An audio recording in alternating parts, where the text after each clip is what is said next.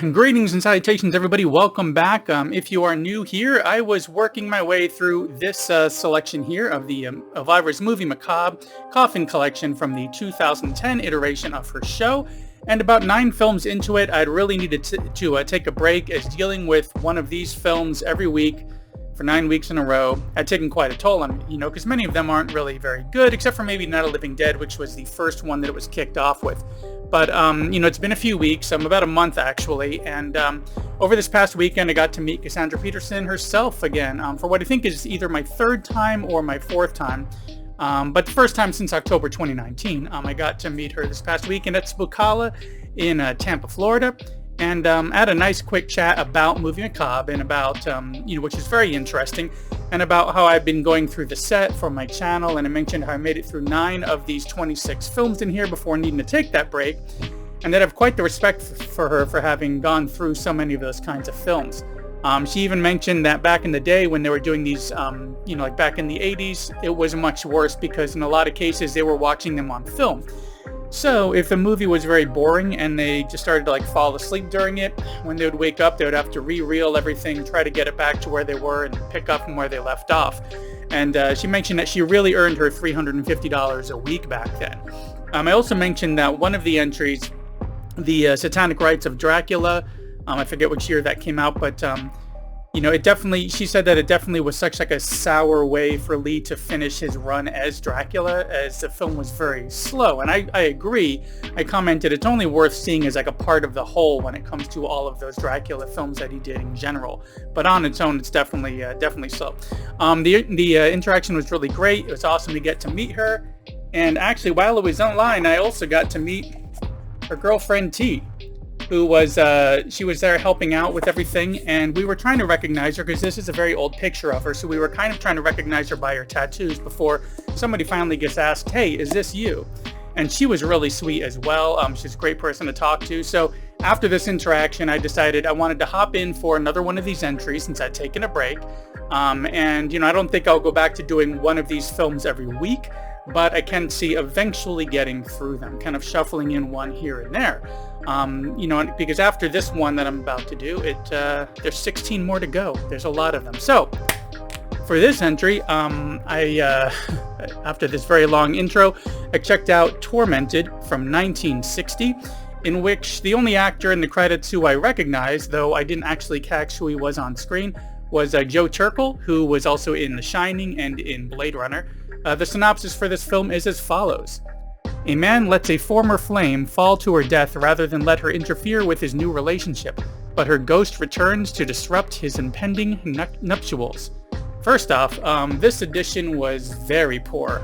The audio was alright, but the image was quite bad. But it's still kind of interesting to see these older films, especially ones in black and white, in a barely passable black and white, just to kind of see what that looked like in a non-restored version, to see what did survive after all these years. But we do have a nice quick setup for what's going on with this former flame falling to her death off this lighthouse while our, lead character here decides to not help her from that fall. Very quickly, he starts hallucinating about her. And then gradually, more gradually, very slowly, and eventually cheesy, he unravels as he's kind of being haunted by her. Like I said, it gets very cheesy. The movie is very slow after that initial intro. It kind of plods along, almost painfully. While it is interesting, the idea of being tormented by this ghost of his former lover, it takes forever for anything to really happen. Like some of the other films in this set, I feel like this was a 45-minute idea that was stretched out into a feature film. But this is the part of video when we come into Elvira and how was her presentation? Well, luckily it was a fun one. The kind of skit throughout involved her getting a spider bite, which is causing all sorts of problems, such as being very drowsy and eventually paralyzed.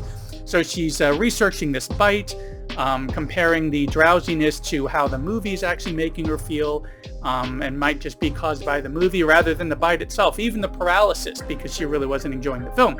Luckily, her skit throughout this was very funny, and there was what felt like more breaks from the film throughout, each time kind of bringing this energy back to that presentation overall, though I would have to say, like some of the others in this set, I did find myself almost wanting to fast forward to get to her bits, but since she also has a lot of those like pop-ins here and there throughout the film, adding her own little bits of comedy back and forth.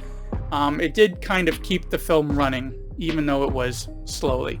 But like others in the set, you know, her skits and commentary kind of saved the presentation for what is an otherwise very slow film that I couldn't see ever watching again.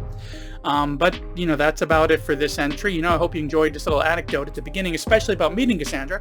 I also had Elvira, Mistress of the Macabre on the brain since I'd watched that about 10 days earlier and had always really loved that one. And I put up a video for that as well, which I will link to at the end here, as well as to this playlist in general for all of this Elvira content.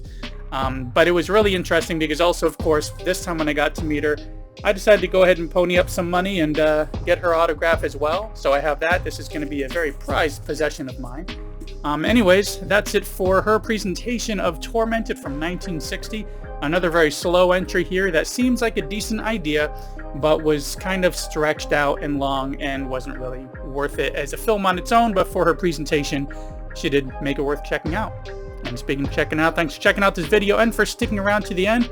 Be sure to like and subscribe if not subscribed at the time of this video. I think I'm about 14 subscribers away from hitting that 500 subscriber mark by the end of April. It's a little goal that I had set.